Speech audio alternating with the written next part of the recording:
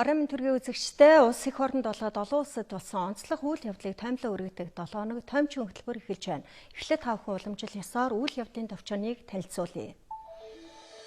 Улс төрийн орчин тогтвортой болоогүй цагт эдийн засгийн хөгжлийн тухай ярих нь илүүц. Ургацын урдчилсан баланс гарч төлөвлөж ясан ургацынхаа 55% авна гэж тооцоолж байна. Эдгээр өдрөөр хоногонжин дугаарлж хаад хүүхдийн цэцэрлэгт бүртгүүлж чадаагүй эцэгчүүд энэ асуудал төрөөс өөр зохицуулт хийж өгөхийг хүсэж байна. Сайд нарыг томилох тухай тогтоолын төслийг ерөнхийлөгчийн өршөөл үзүүлэх тухай хууль тавьсан хоригтой хамт хэлсэн. Улаанбаатар бол стратегийн үнс манай улс сүүлийн 10 жилд авах ургацын хэмжээ дараалан өсөж байлаа. Хэрвээ энэ жил төлөвлөж байсан ургацын 55%-ийг хураан авах урьдчилсан баланс гарсан. Энэ бидний хэрэглээнээс ойролцоогоор 100 гаруй мянган тонн Улаанбаатар дутаж байгаа гэсэн үг. Газар тариалангийн гол бүс нутагт ажиллахад тарианы ургац алаг цоог байна. Зарим аж ахуйн нэгж эх 7 хоногоос шууд хураалтанд орох боломжтой бол нэг хэсэг нь англин хаталтаа эхэлжээ. Цагаан гарын өнгөрсөн 6 болон 7 сарын урьдчилсан мэдээ зөрүүтэй гарсан. Ган бус нь ургац алдах гол шалтгаан байсан.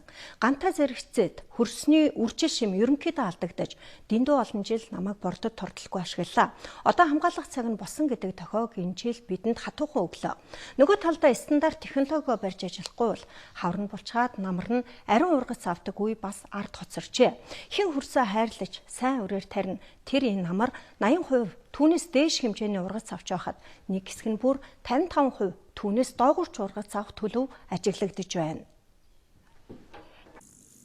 Нэг нутагт яг л адилхан байгаль цаг ууртай газар тарьсан ургац тэнгэр газар шиг зөрүүтэй байна. Энд адилхан л халж ган босон. Гэтэл нэгнийх нь тариа ургаад нөгөө нь ургац алдаж байна. Үүний шалтгааныг хамгийн эхлээд технологитой холбон тайлбарлаж болно. Дуранс мэн сайн байсан. Хоёрдугаарт өрмэн сайн байсан. Гуравдугаарт технологи одоо сүүлийн одоо орчин үеийн техникийн үргэлжлэгчээр тарьж технологи маань одоо бас цаг хугацаанд гэж тоног төхөөрөмж маань бас сүүлийн тоног төхөөрөмж байгаа учраас бас технологитой бол бас өндөр үзүүлэлттэй болохоор энэ шилэн сортын элит сортыг тариалсан. Ер нь бол тэр 15 центнэр бол барь хулуу гэсэн бодол байгаа. Гэхдээ бид нар бас цаашаа илүү авахыг л бодлон дундаж тий. Зарим нь ийхүү ургацсан сайн байхад зарим хэсэг нь тэгвэл яагаад ургац алдав? Шалтгааныг энэ дараалаар нь хөөлөө. За бид нар яг Сэлэн аймгийн Тариан талбай дээр ирээд байна. Өнөөдөр бол 8 сарын 27. Гадаа одоо яг агаарын хим 31 химийг зааж байна. Яг энэ 31 хим гэсэн халуун бол 6 сарын 10-наас эхлээд 7 сарын 11 хүртэл ойролцоогоор 1 сарын хугацаанд үргэлжилсэн. Өдөртөө ийхүү 30 хим давж халж байсан ирнэ шөндөө маш хүйтэн байсныг өнөөдөр агрономчид за энэ жилийн ургац алдах байгаль цаг уураас газар тариалангийн үйлдвэрлэл хэд хамааралтай байгаагийн гол нэг шалтгаан гэдгээр тайлбарлаж байна. Хүйтэн байна гэж нэг ургамалч нь өөрөө амьд организм учраас тааламжтай нөхцөлтэй л ургана шүү дээ.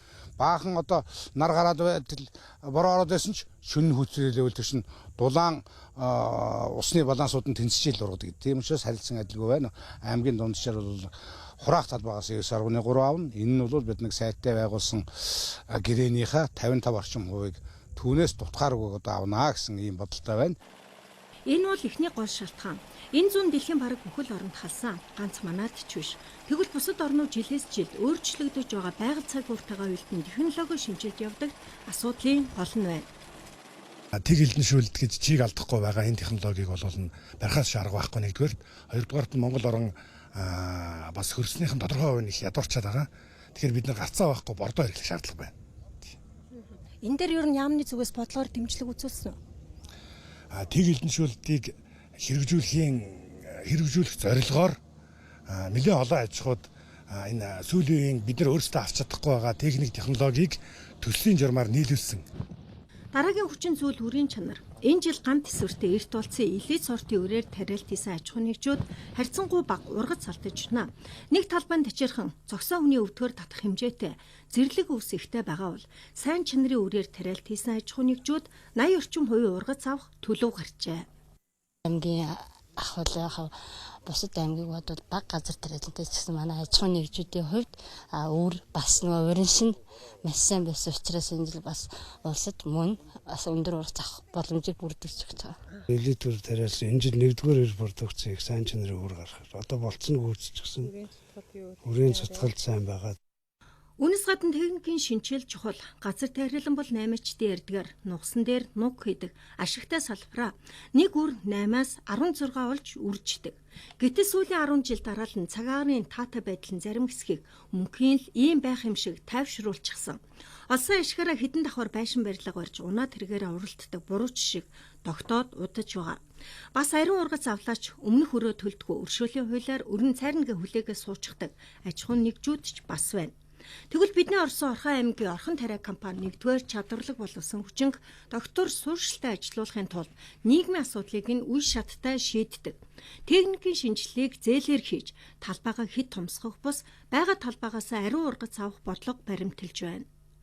Гаагаас хурцаа одоо ямар ч алдагдaltaгүй хураахын тулд энэ жил бас манайх одоо яамныхаа шугамар болгосон хөнгөлөлтөй зээлэнд хамрагдаж нэг комбайн авцсан байгаа челленжер гэдэг. Одоо энэ комбайн мань их сайн явах гэж бодож байна. Ер нь бол жил болгон манайх техникийг шинжилж ажиллаж байна да.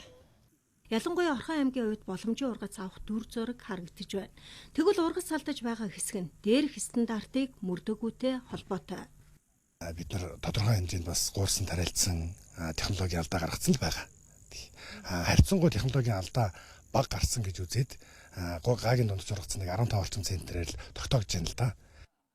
Энэ жилийн ган тариаланчдын чадварыг шалгасан.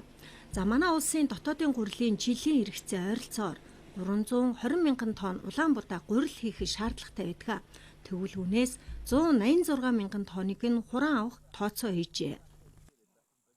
Өнгөрсөн хавар тариалт хийж нийт хуран авна гэсэн төлөвлөж байсан ургацынхаа бид нар 55%-ийг энэ жил хуран авна гэсэн урьдчилсан баланс дүн мэдээ гараад байна. Өөрөөр хэлбэл миний ард харагдаж байгаа нийт талбайг 100% гэж үзэх юм бол үүний 55%-ийнх нь ургацыг л хуран авч чадна гэсэн үг. Яг өнгөрсөн амар энэ тариан талбай дээр нэг гаагаас 20 центнер ургац авч байсан бол харин энэ амар 10 центнер ургац авна гэдгийг Сэлэнг аймгийн агрономчид хэлж байна. Одоо бол өнгөрсөн ярих цаг биш. Сургамж болоод ард хоцорлоо. Хин сайн бэлтгэн тэр алдагдал баг хүлээдэг онол газар тариалангийн салбар дээр энэ жил батлагдсан. Яг үнтэй адил ургац хураалтын бэлтгэлийг хин сайн хангана. Тэр л цагтаа өрсөж заснаас өмнө ургацаа хурааж чадна. Ер нь бол сайн. Нэг 200 гаавал жаахан эргэлзээтэй барих жишээтэй. Тэгээд ургац тогтоосон манайх нь 9.8 центнер аавн нэг гаагаас Улаанбаатар. Тэгээд цааш одоо талбайраагаа орвол тэрнээс дээгүүр авах бах. Ер нь нэг дунджаар бид нэг 15 центнер авчвал энэ жилийнхээ төлөвлөгөө даалгаврыг биелүүлнэ гэж бодоод манай механикчуулагчид тариандаа ороход бэлэн байна да. 25-наас эхлээд англи хадталтанд манай тариалагчид орж одоо ингээд энэс цааш англи хадах нэг нь хадаад одоо бусд нь өөр өөрсдийнхөө талбай онцлог тохируулаад хадалт явагдаж байгаа юм байна. Газар тариалангийн бүс нутгаар цаг агаарын байдал бол одоо байгаль орчны яам буюу одоо цаг орчны эрдэмтдийн хөрөлн гэсэн олон жилийн дундаж гисэн гарсан байгаа. Олон жилийн дундаж гэдэг бол 9-р сарын сүүлээр цас орж магадгүй гэсэн үг. Ийм заавал 10-р сарын 25 гэхэд ургац сураалт дуусна гэж хүлээлгүй болж л тэгвэл англин хадалт хийх хэрэгтэй болж байна. Өөрөөр хэлбэл төлөвлөж байснаас 2 дахин илүү шатхуун зарцуулах тооцоо гарч байна. Нэгэнт хаана байдал сайнгүй байгаа нөхцөл салбарын амнаас шатхуун дээр дараах зохицуултыг хийхээр шийджээ. Сүүлийн 2-3 жил ургац сураалтын шатхууныг олгоогүй байсан. Маас ангаас за сайд үр өгснөд байгаа бид энэ ургац сураалтанд нь за ган гачиг болоод ургац алдсан байгаа. Тэгээд үлдэл бадарга будаага бас бүр ураагаад авчаасаа гээд ургац сураалтын шатхууныг шийдэх гээд ажиллаж байгаа. Ийм арга хэмжээг авсны дараа яамнаас бодлогоор дараах өөрчлөлтийг хийн. Усжуулалттай талбайхаа хэмжээг нэмэгдүүлэх, компаниудад суугшуудууд татахад нь дэмжлэг үзүүлэх, татварыг нь татвараас чөлөөлөх, тэг эрдэнэшүүлэлт хийх техникийг нь хямд үнээр нийлүүлэх, бордооны үйлдвэрлэлийг дэмжинэ. Мөн их хурлаар газар тариалангийн хууль удахгүй батлагдаж, заавал агрономч ажилуулдаг болох хөрсөн хамгаалдаг аргад шилжинэ гэдгийг хэлж байлаа. Тариалангийн тухай хуулийн дээр тариалан эрхэлж байгаа аж ахуйн нэгжүүд шаардлагыг өндөрчүүлнэ. За хөрсийг дороотуулахгүй байх ёстой. Хэрвээ тэгэх юм бол энэ тариалангаа технологийн дагуу үйл ажиллагаагаа явуулж байгаа бол газраа 60 жилийн хугацаатай эзэмшиж болно. Хэрвээ энэ технологи мөрдөж чадахгүй авсныхаа хэрээр хөрс рүүгээ буцааж бордоо тэр ургамал хамгаалах бодис хийх за мөн одоо үеийн цагаан хотонтойгоо тэмцэх гэх мэтлэнгийн хөрсөө хайрлж хамгаалах энэ үйл ажиллагаагаа явуулахгүй технологи мөрдөж ажиллахгүй явах юм бол тэр газрыг буцааж хурааж авъя. төр газрын эзэн юм бол энэ л шаардлагыг тавья гэж байгаа. Тийм учраас бид нар энэ бордох ажил дээр нь дэмжиж, бордооны үйлдвэрүүдийн бас дэмжиж, одоо байнга хэрэгжилж явахгүй бол энэ цавуулгын хэмжээ ч гэсэн нодны бас нэлээд буурсан байсан. Тийм учраас бид нар энэ жил хөнгөлөлтөө нөхцлөөр бордоо тариалан эрхлэх дэмжих сангараа дамжуулан бас аж ахуйн нэгжүүдэд олгоё гэсэн зорилт тавьж байна. Дээрх арга хэмжээг аваад ажил хэрэг болгочвол ган тохиолдсон ч энэ салбар ургац алдлаа гэж барь залдалгүй ажилдаг болно. Энэ жилийн ургац алдалт бол байгаль цагуураас гадна хүний хүчин зүйл хичээл зүтгэлтэй их холбоотой байжээ гэсэн дүгнэлтийг эцэст нь хийж болохоор байна. Газар тариалангийн бүс нутагт ажиллаж байхад учиргүй ургац алдаа гал алдах хэмжээнд хүндэрсэн зүйл бага байна. Хэрвээ зөв зохион байгуулалт хийж ургацаа амжиж хурааж чадвал 55%-аас дээш ургац авах боломж байна. Ерөнхийдөө аж ахуйн нэгжүүд намар эрт засварч магадгүй. Учирч болох бүх эрсдлээ тооцоод хамгийн багаар тайлангаа ирүүлсэн байж болох юм а. Бас нэг хэсэг нь ургац алдлаа гэдэг дуйлаанаар Улаанбаатараа үнд хүргэх аргач байж болох юм а. Манай улсын жилийн хэрэгцээд хурлаа дотооддоо үйлдвэрлэхэд 320 мянган тонн Улаанбаатар шаардлагатай байдаг. Үүний 186 мянган тонныг энэ намар хураан авна гэхэд цаана 106 мянган тонн будаа дутагдах төлөвтэй байна. Гэхдээ энэ будааг дотоодынхоо Улаанбаатарыг бүрэн худалдаж авсны дараа импортлох асуудлыг ярина. Импортыг нэг цонхны бодлогоор хийж үнийг нь хамгийн бага ханшаар оруулж ирнэ. Ургац алдлаа гэд хэрэглэгчдийн нуруунд дээр үнийн дарамт очихгүй байх бүх зохицуултыг хийнэ гэдгээ хөдөө аж ахуйн сайд онцолж байлаа.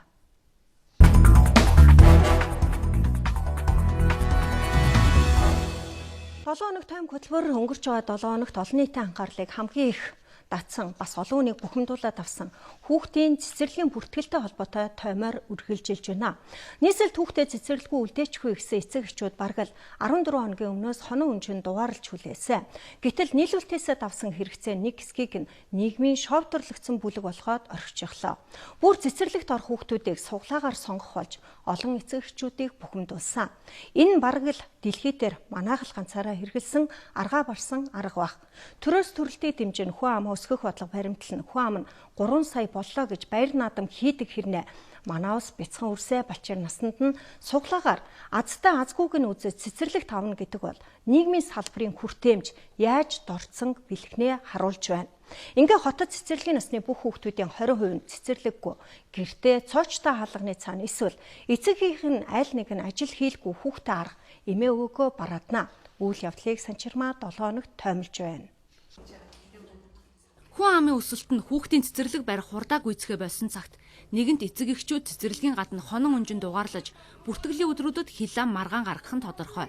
Тиймээс энэ жил цэцэрлэгийн бүртгэл эхлэхээс өмнө нийслэлийн боловсролын газраас нэгэн зөвлөмж гаргасан. За зөвлөмжтөр энэ жил ямар өөрчлөлт гарсан бэ гэхээр ер нь цэцэрлэгийн жил болгон гардаг цэцэрлэгүүд дээр ялшил бүртгэлийн асуудал дээр өшөө бид нар ямар гарц байна вэ гэдгийг хайсан. За эсэлтийн тасалбар гэсэн ийм үйл ажиллагаа зохион байгуулж болно гэсэн зааврыг хөрвүүлсэн байгаа. Энэ зөвлөмжийг эцэг эхчүүд эсэргүүцэх хүлээн зөвшөөрөх алин байвч хүрэлцээгүй асуудлыг шийдэж чадахгүй. Тиймээс аргаа барсан аав ээжүүд энэ жил мөн сурсан зангаараа цэцэрлэгийнхээ гадна дугаарлан бүртгэлийн өдрийг хонон өнжин хүлээлээ.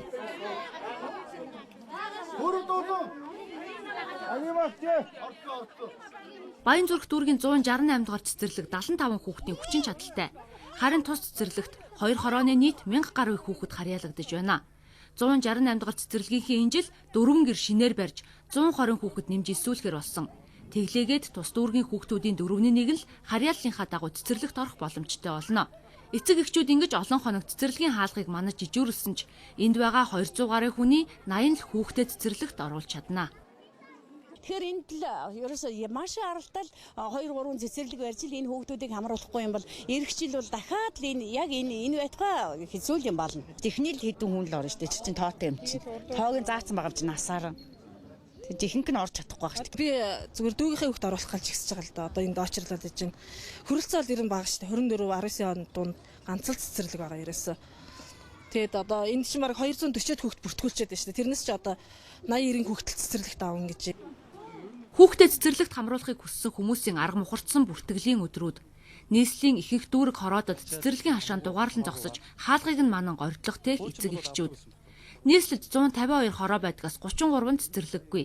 Харин цэцэрлэгтэй гэсэн тодтголтойч Багтаамжинд хүн амынхаа тооноос хэд дахин хэтэрснийг нэрлэн гэвэл бүх цэцэрлэгийг дурдах хэрэг гарна. Сонгоо архан дүүргийн 31-р хороол гэхэд 1500 гаруй цэцэрлэгийн насны хүүхэдтэй. Харин тус хороонд 100 хүүхдийн хүчин чадалтай ганцхан цэцэрлэг байдаг. Тиймээс жил бүрийн намар хорооныхоо хүүхдүүдийг бусад хорооны цэцэрлэгүүдэд хуваарлан зохицуулт хийсээр иржээ.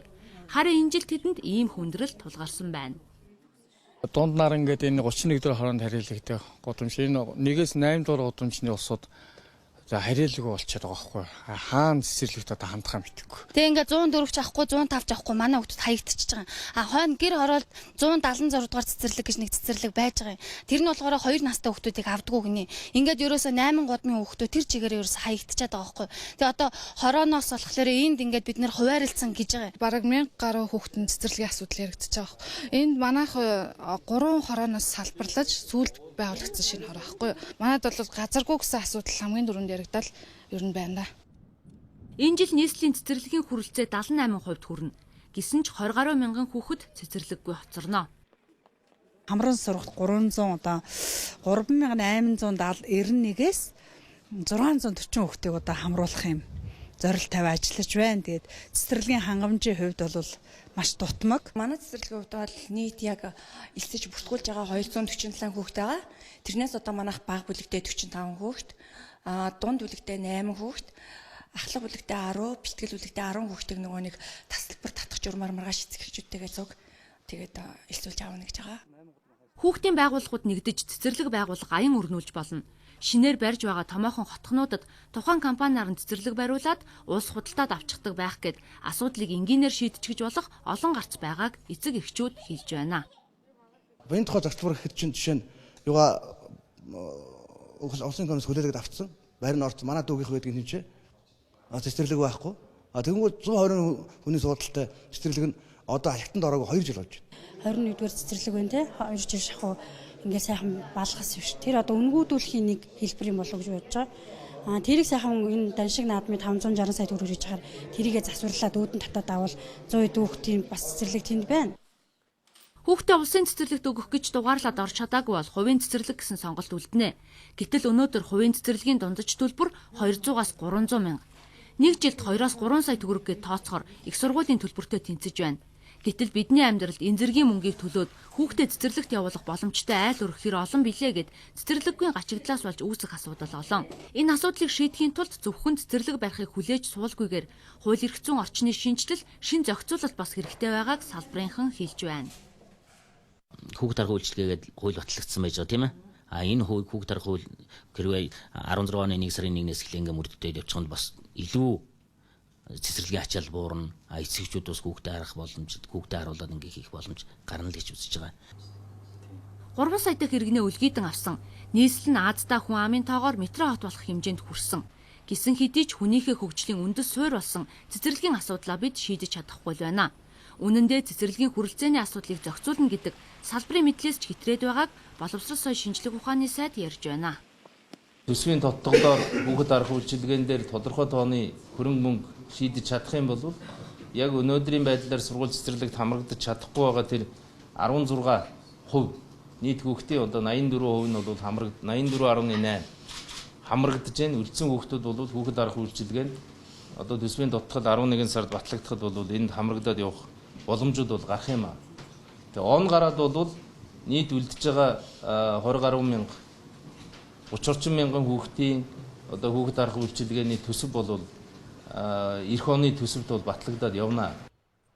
Хүрэлцээгүй хүндрэлээс болж хүүхдэд цэцэрлэгт өгч чадахгүй төрсэн эцэг эхчүүд энэ жил тэднийг ахиад эмээ өвгүүдээр нь эсвэл цоочтой хаалганы цаана үлдээхээс өөр сонголтгүй болсонтойгоо эвлэрнэ. Харин азтай эсвэл бусдаасаа арай илүү мөнгөтэй хүүхдэд цэцэрлэгт оруулсандаа магнат хийнэ. Энэ онд нийт 40 гаруй бага сургууль цэцэрлэгийн зохицолбор цэцэрлэгийн өргөтгөл ашиглалтанд орно. Харин улсын хэмжээнд хүүхдийн цэцэрлэг 400 орчмыг шинээр байгуулж байж бүх хүүхдийг асуудалтгүй цэцэрлэгт хамруулах боломж бүрдэнэ. 2015-аас 16 оны хичээлийн жилд шинээр 46 цэцэрлэг ашиглалтанд орно. Эдийн засаг хүндэрч төлөвлөж байсан олон объект зарцаагдсан эсвэл концессийн гэрээ гэдэг англи руу шилжсэн. Одоо тэгвэл гарц юу яаж болох вэ? Гаргалгааг нь хамтдаа хай. Угаасаа хүний хэрэгцээ хязгааргүй хэрэгцээг хязгаарлагдал хөрөнгөөр зохицуулах үүрэг төрийн ажил. Тэгвэл эдийн засаг хүндэрсэн өнөөгийн нөхцөлд айл мөнгийг аль салбар руу түлхүү хуваарлах вэ гэдэг сонголтуудыг хийх нь дарга нарын гол ажлаа. Тухайлбал нийслэлд угсраа хатуус хэрэгтэй байсан уу? одоо метро барина гэд төлөвлөж байгаа. Эдийн засгийн тооцоогоор алдагдaltaй гарах магадлал өндөртэй энэ салбар руу их мөнгө хийх нь зөв байсан уу? Төмөр замын ирээл бус шиг байнга алдагдaltaй ажил бол оронд нь цэцэрлэг барьсан хамаагүй зөв сонголт. Айл өргөч гэсэн төсвөө зохиохтой эхлээд хамгийн тулгамдсан асуудлаа шийдээ дараа нь бусад зүйлстэй мөнгөө хуваарлдаг. Бас нэг гаргалгаа. Хэд өндөр төлбөртэй хувийн сургуулиудад төрөөс хувьсах зардлыг нь өсөөр л ирсэн. Үүний ард хөвчлэн улс төрчид байдаг тул энэ асуудал шийдэгддэггүй. Ярьсан хэлсэнг над үздэг. Тэгвэл үнэхээр л мөнгө санхүү хэцүү байгаа юм бол энэ мөнгийг хувийн цэцэрлэгт нэмж хуваарлж цэцэрлэггүй үлдсэн багцуулыг хүмүүжүүлж болно. Зах зээлийн хуулиараа явах зарчмыг зөрчиж тариаланчдад бас ноос ноолуур яманд хүртэл урамшуул олгодог хэрнээ хүүхдээ гудамд үлдээхэд их хурлын гишүүд дугаал байна. Хүүхдийн наад захын хэрэгцээ сургууль цэцэрлэгийг шийдэж чадахгүй юм бол сонгуулийн шоу болгож хөдөөнөөс хотлоо шийдэх их давалгайг хүний эрх нэрийн доор задгаа тавьсан улс төрчдийг өнөөдөр хариуцлагатай ажиллахыг олон нийт шаардаж байна. Ганцхан жилийн дотор 93 хүүхэд гэртээгээ шатаж амь насаа алдсан. Хэрвээ энэ хүүхдүүд цэцэрлэгт явдаг байсан бол хариултыг нь танд нээлттэй хэвээр үлдээлээ.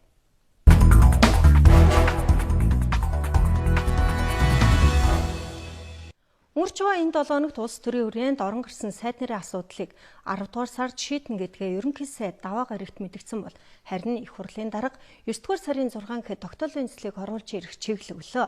Албаны их сурвалжийн өгч байгаа мэдээлэлээр энэ асуудлыг ээлжид тус чуулган зарлж хэлцэх баха. Сайд нарын асуудалтай хамт Монгол Улсын ерөнхийлөгчийн өршөөл үзүүлэх тухай хуульд хэсэгчлэн тавьсан хоргийг хилцэх төлөвтэй байна. За мөн энэ хооронд улсын хурлд дахь шударгаас эвслийн бүлэг сайд нарын томилгоон дээр манай зүгээс шалтгаалсан зүйл байхгүй. Дотооддоо нэгдсэн байр суурьнд хүрсэн арчилсан намд асуудал байгаа гэдгээ мэдэгдээд амжсан. За засгийн газрын зарим гишүүнийг томилох үйл явцаа удаашрсан хэвээр байна. За одоогоор 6 сайдын 3-т нь арчилсан нам. За 3-т нь шударгаас эвсэл өөр өөрийн төлөөллийн улс төрчдийг томилуулахаар намын удирдах байгууллагуудын төвшөнд холбогдох ажлын хэсгийн хүрээнд бол тохиролцсон байгаа. За Монгол Ардын Хувьсгалт нам Монгол үндэсний арчилсан намын шударгаас эвслийн хувьд бол сайдуудад улсын хурлын гишүүн Бат Цэрэг, Баян Сэлэг, Оюунбаатар нарыг томилуулахаар удирдах байгууллагынхаа төвшөнд түрүүчийн 7 хоногт ярилцаж тогтоод байсан. За эвслийн зүгээс бол саналаа Монгол Улсын ерөнхий сайдад уламжлах ёстой байгаа. За харин арчилсан намын хувьд хин хэнийг сайдаар томилуулах уу гэдгээ хараахан шийдээгүй байна. За асуудал холбогдох ажлын хэсгийн төвшөнд яригдсан бүлгийн хуралдаанаар бас төрөнд нь хөндөгдөж байсан. За гэхдээ тодорхой шийдвэр гараагүй. За харин ерөнхий сайд эрх мэдлийнхээ хүрээнд сайдад нэр дэвшигчдийн талаарх саналаа улсын хурлд өргөн мэдүүлэх хэрэгтэй юмаа гэсэн байр сууриас арчилсан намын бүлгийн гишүүдийн олонх нь хандаж холбогдох шийдвэрээ гаргасан ерөнхий сайдад үүрэг чиглэл өгсөн байгаа. За энэ асуудал түрүүчийн 7 хоногт арчилсан намын бүлгийн хуралдаанаар яригдсан. За энэ 7 хоногт бол дахин яригдаагүй байна. За харин ерөнхий сайдын хувьд бол улсын хурлын намрын чуулганы үед сайдад нэр дэвшигчдийн саналаа улсын хурлд гаргана гэсэн байр сууриа хэвлэлийн зөвлөхөөрөө дамжуулж илэрхийлээд байгаа. Цаг үеийн нөхцөл байдал улс төрийн намуудтай харилцан ойлгож бас зарим асуудал байгаа учраас энэ асуудлыг төр хойш нь тавиад намрын ээлжид чуулган 10 дугаар сарын хэрэглэх ээлж чуулган нарын асуудлыг өргөн барихын зүйтэй гэж ерөнхий сайд бол ингэж үзэж байгаа. За улсын хурлын дарга инколдын төрөнд нь мэдгдснээр бол улсын хурл өршөөл үзүүлэх тухай хуульд ерөнхийлөгч хориг тавьсан нөхцөлд сайдуудын томилгоо хийх асуудлыг хамтдаа хэлэлцэнэ. Ер нь бол тухайн үед ээлжид тус чуулганыг дахин зарлана гэсэн байр сууриа илэрхийлээд байсан. За ерөнхийлөгчийн зүгээс өршөөлийн хуульд хориг тавьсан холбогдох төслөө улсын хурлд өргөн мэдүүлээд байгаа. За харин өршөөл үзүүлэх тухай хуульд Монгол Улсын ерөнхийлөгч хориг тавьснараа улсын хурлын онцгой бүргээ ирэхэд талдсан үйлдэл боллоо гэж улсын хурл дахь Монгол Ардын Хувьсгалт нам Монгол үндэсний арчилсан намын шударгаас эвслийн бүлгийн удирдлагууд мэдэгдээд байгаамаа. За бүлгийн удирдлагуудын хувьд байр сууриа илэрхийлж хэвлэлийн баг хурал хийсэн. За хамгийн гол нь эрүүгийн хуулийг буцааж хэрэглэхгүй байх, үндсэн зарчмаас ухарч өршөөлд хамрагдсан хүний эрх зүйн байдлыг дордуулж, за хуулийн нэмэлт өөрчлөлт хийх замаар өршөөлийн хуулиас эргүүлээ хасах нь бол хоошид тооцож болохгүй үр дагавар төрөх юмаа гэж шударгаас эвслийн бүлгийн удирдлагууд мэдэгдээд байна. Илт улс төрийн зорилготой үндсэн хууль бол эрүүгийн хуулийн зарчмыг зөрчиж, улсын хурлын онцгой бүрэрхэд халдсан хоргийг хүлээж авах ямар ч үндэслэгүй болохыг үүгээр мэдэгдэж байна. Улсын шударгаас эвслийн бүлгийн зүгээс бол сайдууд дээр ямар нэгэн гацаа үүсгэсэн зүйл бол байхгүй байгаа. Бид нар бол одоо ерөнхий сайдыг одоо онцгой хуулиар заасан бүрэрхийн хэмжээнд би сайдаа оруулаад ирмээр байна гэж одоо шаардахад гэдэг юм уу хэлэхэд хүсэхэд бид нар бол хүнээ өгөхөд бол бэлэн байгаа. Харин зүгээр арчилсан нам өөр тоногдсон квотон дээрээ сайдаа одоо тохирохгүй байгаа гэсэн бид нар мэдээлэлтэй байгаа. За харин улсын хурлын дарга инквалд ерөнхий сайд сайхан биелэгт холбогдох албан тоотыг хүргүүлээд байна. За албан тоотыг энэ 7 хоногт хүргүүлсэн. За энэ албан тоотоос үзвэл улсын хурал зарим сайдын томилгоог намрын ээлж чуулганаар хийхээр одоо хойшлуулж болохгүй юм аа. Хууль зөрчигдөнө гэсэн байр суурьтай байна. За ер нь бол одоо ерөнхий сайд болон засгийн газрын гишүүн хууль заасан үндслэлээр одоо албан тушаалаас огцорсон юм уу чөлөөлөгдсөн. За бас нас нэгдсэн тохиолдолд за түүний бүрийн эрх нь бол одоо хугацаанаас өмнө дуусгар болох юм аа. За ерөнхий сайд засгийн газрын гишүүний одоо орон гарсан тохиолдолд улсын хурал 30 хоногийн дотор одоо нөхөн томилно. За нөхөн томилогдсон гишүүний бүрийн эрхийн хугацаа нь одоо тухайн засгийн газрынхаа бүрийн эрхийн үлдсэн хугацаатай нь адил байна гэсэн засгийн газрын тухай хуулийн заалт байдаг гэдгийг улсын хурлын дарга сануулж одоо албан тоотыг ерөнхий сайдад хүргүүлээд байгаамаа. За одоогоор бол улсын хурлын дарга улсын хурлын ээлжид бас чуулганы товыг эцэслэн одоо хараахан тогтоогоогүй байна. Энэ асуудал орж ирсэн тохиолдолд бид нэр энэ хуулийн хугацаанд батагаад одоо хуралдуулах энэ хурдан бэлтгэлийг тамийн газар хангаад байгаа. Асуудал орж ирэх тухай асуудал бид хөлгөөс сууж байгаа. Тэр асуудал ороод ирэх юм бол одоо их хурлын дарганы төсөл хуралдаад ээж тушуулгын одоо хуралдуулах захирамж гаргаад ингээд асуудал явах бүрэн боломжтой байна. Одоогор Монгол Улсын ерөнхийлөгчийн зүгээс бол одоо өршөөлөө зөвлөх тухай хуулийн зарим зүйл заалтад хориг тавьсан улсын хурал толгодох төслийн өргөн барьсан байгаа. Энэ төслийг тухайлбал улсын хурал одоо тусад нь хэлэлцэх гэдэг юм уу? Эрх зүйн хувьд цаашдаа ямар байдлаар шийдэх юм боломж байна? Тийм ерөнхийлөгчийн хоригийг хэрэгсдэг одоо дэгийн тухай заалт байгаа л да. Тусгай дэг байгаа. Энэ тэгэр бол одоо ээж чуулган одоо чөлөөт цагаар одоо энэ хориг өргөн барьчих юм бол ээлжт юм уу ээж тушуулган хурцсанаас хойш 10 дотор энэ одоо хоригийг хэлцдэг ийм тэгтэй тэрнийхээ дагуу одоо хэлцэн.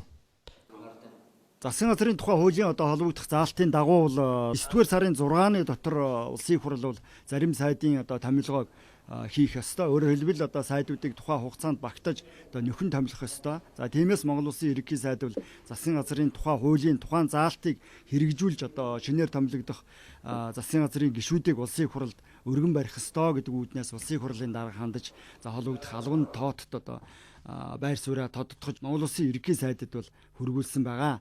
За ерөнхий сайдын хувьд бол одоо улсын хурлын даргын албан тооттой холбогдуулж одоогоор одоо ямар нэг хариу тайлбар хийгээгүй. За байр сууриа дахин илэрхийлээгүй байна.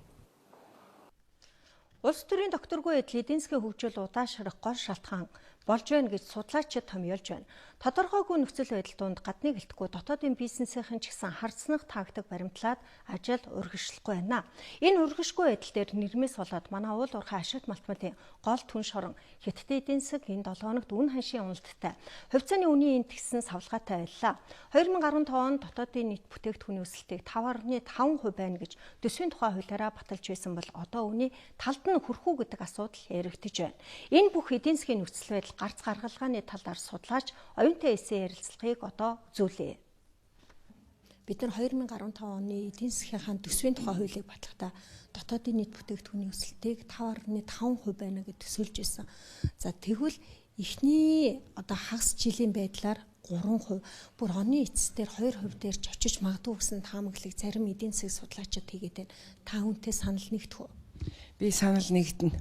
Тэгэхээр яг төсвийнхаа хуулийг баталж байгаа үед бид нэр төсөөллөө одоо ханшаа тэгээд түүхийн дэлхийн зах зээлийн үнийг одоо өнөөдрийнхоос өндөр тогтоож өнөөдрийнхоос өөр одоо төсөөлсөн байсан. Тэгтэл яг явцын дунд бол түүхийн эдийн дэлхийн зах зээл өөрөөр хэлбэл зэсийн тийм ээ дэлхийн зах зээлийн үн одоо төсөөлж ирснээс хамаагүй одоо буурчлаа. Ханшийг бас одоо 1300 төсөөлж исэн чинь одоо ингээд бүр 2000 болоод шахуу явчлаа. Энэ бүхэн чинь манай эдийн засагт нөлөөлөд төсөөлсөн өсөлтийг бууруулчлаа.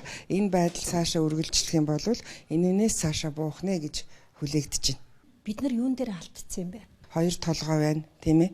Тий одоо эднэрийг эргэлтэнд оруулаад шууд одоо гадны хөрөнгө оруулалтууд нэмэгдээд тэрийг дагаад зөндөө ажлын байрнууд нэмэгдэнэ гэж ингэж хүлээж исэн чинь энэ хоёр төсөл ингээд хөдөлгөөнгүй болонгууд арийнх нь үр дагаврууд ингэж гарч ирж байна л да.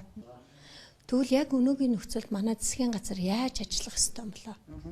Тэгэхээр сайн амжилтын ч бай, муу одоо үр дагаврын ч бай, гол их усүр нь гол их ундрагын сурвалж нь бол улс төр байдаг л да.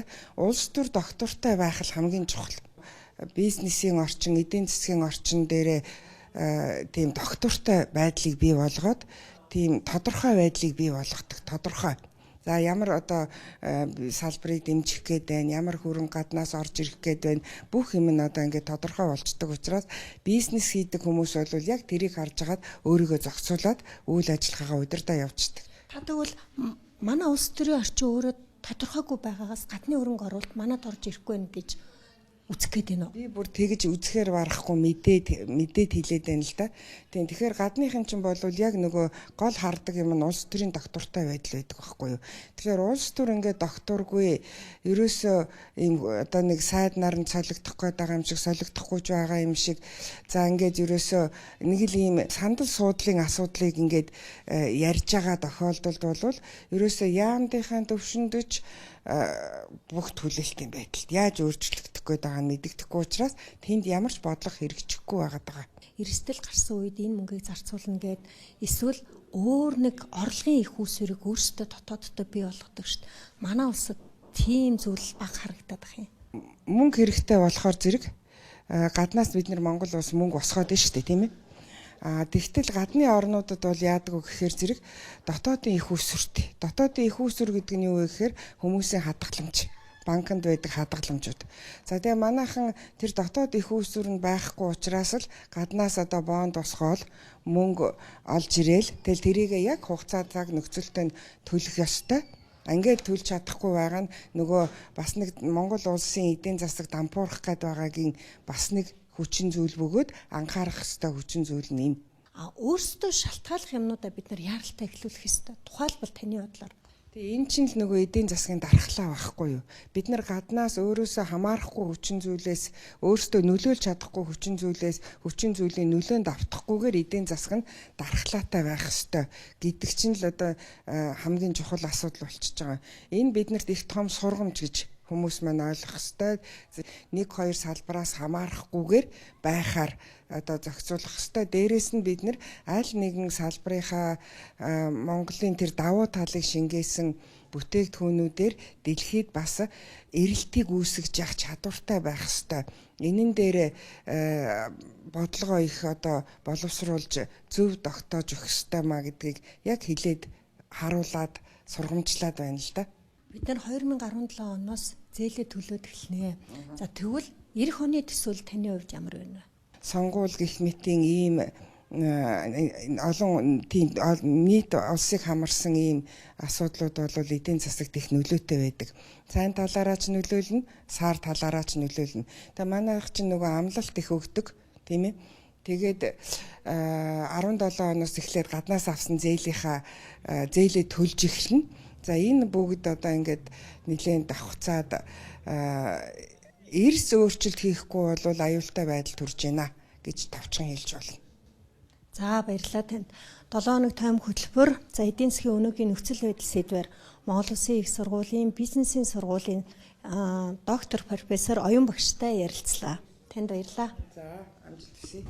Хүссэн ч хүсээгүй ч манай эдийн засаг урд төршийн эмнэлээс шууд хамааралтай болчихсон. Зэсийн үнийг 1 тонныг 6,900 Америк доллараар тооцож төсвөө хийсэн бол одоо сүүлийн 4 жилийн хамгийн доод ханш 5,000 ам доллар болтлоо буураад байна. Хятадын төв банк Юаны аншаа 14 хоногийн өмнө сулруулсан гээд 7 хоног тойм хөтөлбөр дээрх сэдвээр олон улсын тоймоо эхэлж байна. Ариун чимэг үргэлжлүүлнэ.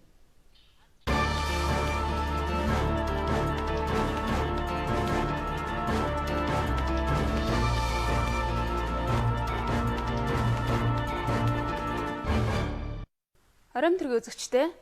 За өнгөрсөн даваа гарагт манай өмнөд хөрш бүгд найрамдагтад ард улсын хөрөнгийн зах зээл сүүлийн хэдэн жил байгаагүй их уналтыг харуулсан нь улс төр эдийн засгийн хүрээнд хамгийн их анхаарал татсан үйл явдал боллоо. За Хятадын гол хөрөнгийн зах зээл Шанхай индекс 8.5% буурсан нь өнгөрсөн 1-р сарын дунд үеэс хойших хамгийн доод үзүүлэлт болсон юм а. За дэлхийн номер 2 эдийн засаг гэгддэг Хятадын хувьцааны зах зээлийн энэхүү уналтыг дагаад дэлхийн гол индексүүдэд ч гэсэн алдагдал хүлээлээ. За үүнийг бол дэлхийн нийтээр хар даваа гараг гэж нэрлэж байна. За эдийн засагчид Хятадын үнэт цаасны зах зээлийн энэ уналтын шалтгааныг олон өөр янзаар тайлбарлаж байна. Тухайлах юм бол Хятадын эдийн засгийн өсөлт удаашрч байна гэж хит их төгссөн нь хөрөнгө оруулагчдад нөлөөлсөн гэдэг дүгнэлт давмгай байна. За харин Хятад улс худалдааны тэнцлийг ашигтай гаргахын тулд юаны ханшийг түр хугацаанд бууруулсан нь мөн л хөрөнгө оруулагчдыг болгоомжлоход хүргэсэн. За нөгөөтэйгүр дэлхийн зах зээл дээр газрын тосны ханш улам буурч 40 Америк долларт хүрсэн нь ч үүнтэй холбоотой гэж эдийн засагчид харж байна. Хятадын төв банк энэ 7 хоногт бодлогын хүүгээ тэг 125%-аар бууруулж хөрөнгийн зах зээлээ сэргээхийн тулд 150 тэрбум юан буюу 22.4 тэрбум Америк долларыг зах зээлдээ нийлүүлсэн. За өнгөрсөн оны 11-р сараас хойш Хятадын ардын банк бодлогын хүүгээ 5 дахь удаага ийм хүү бууруулж байна. Хятадын төв банкны энэ шийдвэртэй холбоотойгоор өнгөрсөн 7 хоногийн сүүлээр Хятадын болон дэлхийн хөрөнгийн зах зээл эргээд сэргэх хандлагыг харууллаа. За бодлогын хүүгийн төвшинг дахин бууруулсан нь эдийн засгийн эрүүл тогтвортой хөгжлийг дэмжих зорилготой гэж Хятадын төв банкнаас тайлбарлаж байгаа. За зарим эдийн засагчдын хувьд Хятадын төв банк 2008-2009 онуудад баримтлаж байсантай адил мөнгөний илүү тогтвортой бодлого хэрэгжүүлэх болов гэсэн хүлээлттэй байна. Гэхдээ Хятадын эрх баригчдын энэ 100 эдийн засагтаа гаргасан шийдвэрүүд хөрөнгө оруулагчид Хятадыг эдийн засгийг аврагч биш занл хийлэгч гэж харахад хүргэсэн гэдэг дүгнэлтийг ч зарим эдийн засагчид өгч байна. За Хятадын үнэт цаасны зах зээлийн энэ уналт бол дэлхийн нийт бүтээгдэхүүний бараг 15%-ыг үйлдвэрлэдэг Хятад улс дэлхийн эдийн засгийн өсөлтөнд хэр их хамааралтай байдаг вэ гэдгийг тодорхой харууллаа. За гэхдээ Хятадын эдийн засгийн хурдцтай өсөлт сүүлийн жилүүдэд дэлхийн эдийн засгийн өсөлтөнд багагүй хувь нэмрийг оруулсан. Мөн Хятадын засгийн газар мөнгөний тэмдэгт юаны ханшийг бууруулснаас болоод Хятадын эрх баригчид мөнгөний бодлогодоо эрсд шинжилэлт хийх нь гэсэн болгоомжлолыг ч зах зээлд бий болголоо. За Хятадын эрх баригчид 2015 онд эдийн засгийн өсөлт нь 6.9-с 7.1% байна гэсэн таамгийг гаргасан. За эдийн засгийн өндөр хөгжилтэй улс орн бүрийн хувьд бол ийм өсөлтийн хурд тийм ч бага хувь биш. Гэхдээ 2011 он хүртэл Хятадын дотоодын нийт бүтээгдэхүүний өсөлтийн хувь сүүлийн 20 жилийн турш жил бүр 2 оронтой тоогоор өсөж ирсэн учраас 6.9-с 7.1% гэдэг бол нэлээд их удаашрж байгаа гэсэн үг юм а. Гэхдээ дэлхийн нийт эдийн засгийн одоогийн үндсэн үзүүлэлтээ эргэж харвал хувьцааны зах зээлд нэг их санаа зовох шаардлага хөрөнгө оруулагчдад байхгүй. Дэлхийн номер 1 эдийн засаг Америкийн нэгдсэн улсын эдийн засаг эргэн сэргэх шатанд орж Европын холбооны байдалч тогтворж хандлагатай байхад хөрөнгө оруулагчид суур үзүүлэлтэнд итгэх нь чухлаа. Тэгээд ч Хятадын эдийн засгийн өсөлт буурах үзэгдэл аль эрт 2011 оноос эхэлж 4 жил үргэлжилж байхад Хятадын зах зээл тийм ч хурдан хямарчихгүй. Үүнд хөрөнгө оруулагчид нэг их цочрдох шаардлага байхгүй гэсэн прогнозыг эдийн засгийн судлаачид гаргаж байна. За дэлхийн хөрөнгийн зах зээл юунаас болж нийтээрээ огцон мөн үүнд хэн буруутай гэдэг асуултын хариултыг зах зээлийнхэн эргэлхийлж байна. Нэн тэргүүнд Хятад улсыг үүнтэй холбож байгаа. Өөрөөр хэлэх юм бол экспорт нь буурч эдийн засгийн өсөлт нь удаашрсан. Дээрээс нь юаны ханшийг гинэт сулруулсан нь хөрөнгө оруулагчдын итгэл буурахад хүргэсэн гэх дүгнэлтийг барууны шинжээчид өгч байна. Мөн зарим нь дэлхийн эдийн засагт жинтэй байр суурьтай Хятад, Европын холбоо хоёр сүүлийн жилүүдэд эдийн засгийн тогтвортой бодлого барихгүй байгаа нь хямрах үндсийг тавьсан гэж тайлбарлаж байна. Өөрөөр хэлбэл Европын холбоо үрзээлийн хямралтай улс орнуудтай ялангуяа Грекэд их хэмжээний зээл тусламж олгож байгаа боловч үүнд хөрөнгө оруулагчдын итгэл сул байгаа нь Хятадын хөрөнгийн зах зээл дээр илэрлээ гэж харж болох юм а. Харин Дэлхийн банк Хятадын эрх баригчид юаны ханшийг бууруулж худалдааг чөлөөллөө. Гэвч энэ нь санхүүгийн тогтолцоогоо сайн хяналтгүйгээр худалдааг чөлөөлсөн нь цагаа олоогүй шийдвэр байсныг харууллаа гэж дүгнэж байна. Мөн зарим шинжээчдийн хувьд дэлхийн номер 2 эдийн засаг Хятадтай харилцагч бүх улс оронд энэ хямрал нөлөөлөх эрсдэлтэй гэдгийг сануулж байгаамаа. За одоо Хятадын эдийн засгийн өсөлтийг 7% та байхаар таамаглаж байна. Ойрын жилүүдэд 5-аас 6% та байх төлөв гарсан байна. За өсөлтийн энэ сул байдалтай уялдуулаад Хятадын эрх баригчид бүтцийн өөрчлөлт хийвэл эдийн засгийн удаашрал айжимд арилах, санхүүгийн тогтвортой байдлаа хангахад дэмжлэг болно гэж эдийн засагчид харж байна. Үүний зэрэгцээ Хятад валютын асар их нөөцтэй учраас эдийн засгийн хөгжлийн шин загварыг хэрэгжүүлэх явцад нэг их хүндрэл гарахгүй гэсэн өөдрөг төсөөллийг шинжээчид өгч байна.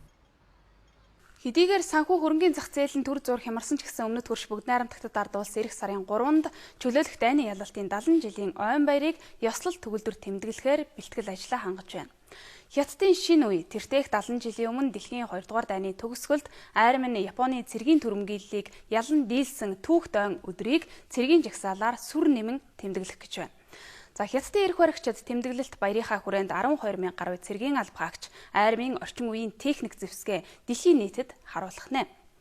Хятад улс шин загварын 7 төрлийн пуужин, тэр дундаа холын тусгалтай стратегийн бөмбөгдөгч цөмийн пуужинг анх удаа дэлхийн нийтэд харуулахаар зэхэж байна. Энэхүү цэргийн жагсаалаар харуулах нийт зэвсгийн 84% нь өмнө нь олон нийтэд танилцуулаагүй. Шин зэвсэг байх юм гэдгээ Бээжинч батлаж байна. За дэлхийн 30 гаруй орны төр засгийн тэргуунаар 19 олон улсын байгууллагуудын өндөр дэд төлөөлөгчдийг хүлээн авч цэрэг армийн сүргчээ харуулах гэж байгаа чөлөөлөх дайны ялалтын ой Хятад улсын нөлөөг илүү дүүйлгэж харуулах ач холбогдолтой үйл явдал юм а. Өмнөд хөршийн түүх тойн баярын үйл ажиллагаанд Монгол улс, Оросын улбаны улс, Куб, Беларусь, Египт, Казахстан, Кыргызстан, Пакистан зэрэг дэлхийн 30 гаруй орны төрийн болон засгийн газрын тэргүүнээр оролцсноо. Мөн Хятадын эрх баригчид дэлхийн олон орны цэрэг армийг анх удаага чөлөөлөх дайны ялалтын баяртай урьсан юм а.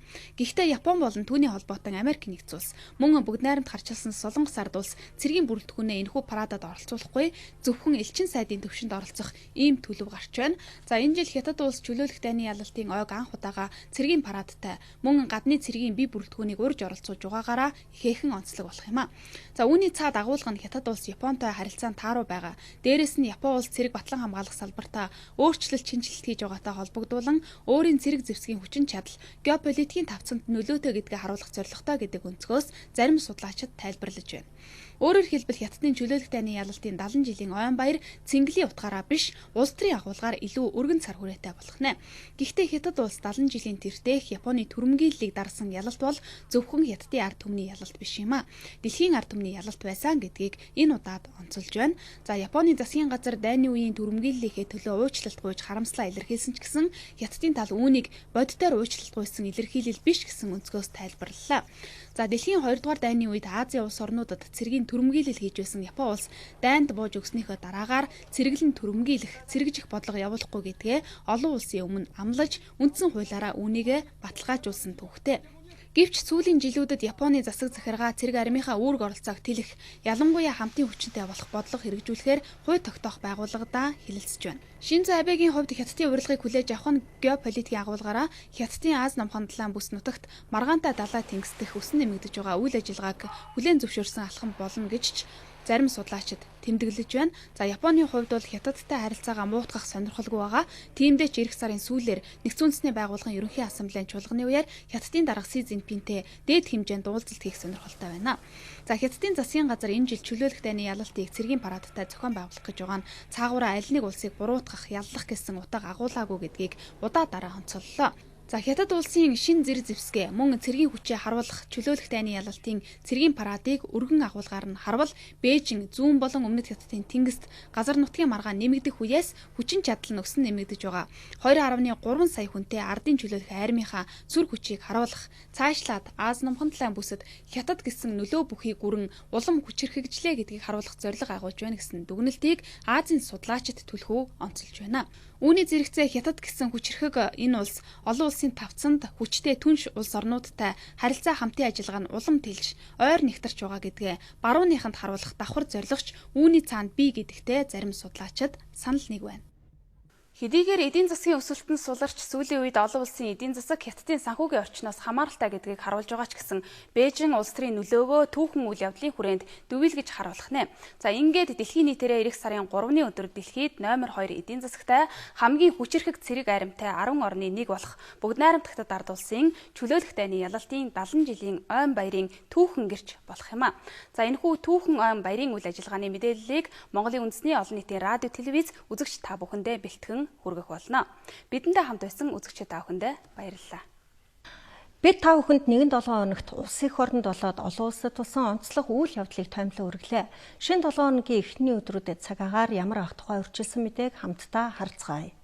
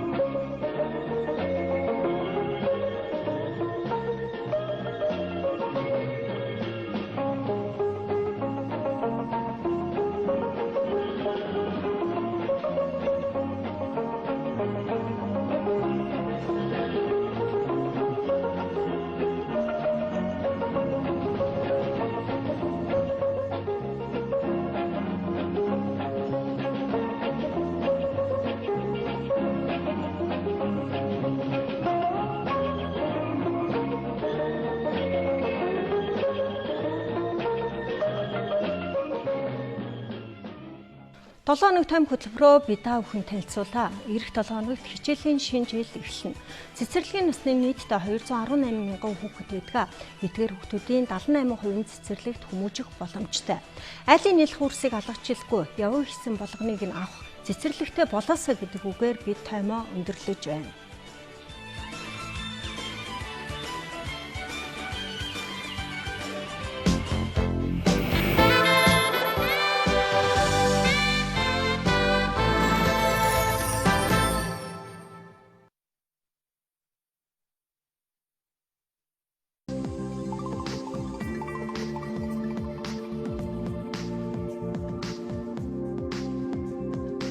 Засгийн газрын хэрэгжүүлэгч агентлаг хүүхдийн төлөө үндэсний газар. Нийслэлийн замын цагдаагийн газар. Монгол эдийн засгийн ахлах сургууль мөнгө олох, мөнгө зарцлах ухаанд сургана. Гадаад хэл математик үндэсгээр нь бизнес нүдтэй болгоно. Монгол эдийн засгийн ахлах сургууль.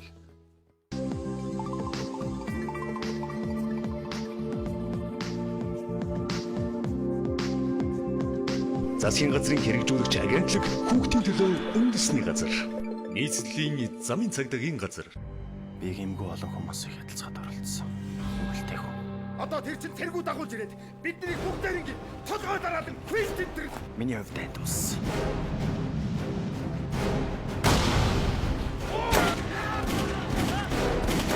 Анх шиг зөрүүд бохор эсрэг өнүүдийн бүгдийн шин зуршийн цартаа. Чадлынхаа хэрээр. 8 сарын 28-наас бүх кино театруудаар.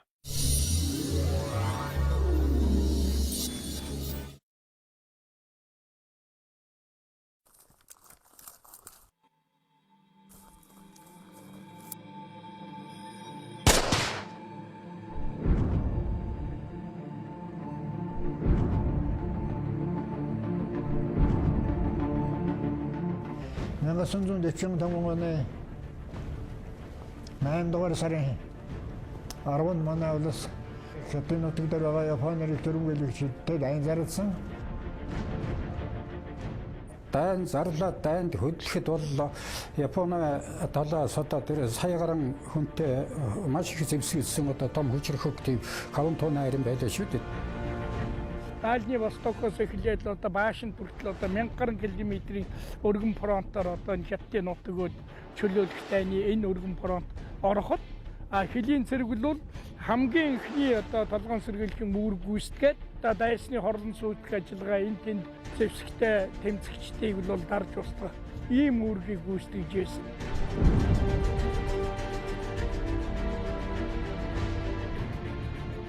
Би бол ахлах хэсэг цалтай өчигдрийн штабын даргаар ажилласан байгаа.